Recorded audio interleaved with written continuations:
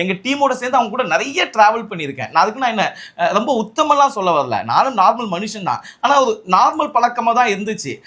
ஆனா அந்த பழக்கம் ஒரு லெவலுக்கு மேல போகும்போது என்னன்னா, அவங்க என்ன தெரியல திடீர்னு ஒரு நாள் என்கிட்ட லவ் ப்ரப்போஸ் பண்ற மாரி பேச ஆரம்பிச்சாங்க. அப்ப இது கல்யாணத்துக்கு அப்புறம் இல்ல. கல்யாணத்துக்கு முன்னாடியே. எனக்கு இதுல துளி கூட உடன்பாடு இல்ல. நான் அத அவங்கள்ட்டயே தெளிவா சொல்லிட்டேன். பார்வை ஷோ எனக்கு வந்து உங்கள கல்யாணம் பண்ணிக்கிறதுல எனக்கு நீங்க திருநங்கைன்னு புறக்கணிக்கல. எனக்கு பிடிக்கல. எனக்கு பிடிச்சா தானே நான் கல்யாணம் பண்ணிக்க முடியும். எனக்கு இதுல இஷ்டம் இல்ல. நான் ஒர்க்ல தான் கான்சன்ட்ரேஷன் பண்ணிட்டு இருக்கேன் அப்படின்னு சொல்லி அப்பவே நான் அவங்களை அவாய்ட் பண்ணிட்டேன். அதுக்கப்புறம் கல்யாணத்துக்கு அப்புறம் எங்களுக்கு தொடர்ந்து நிறைய ஃபோன் கால் வந்துட்டு இருக்கு. என் மனைவிக்கே தெரியும்.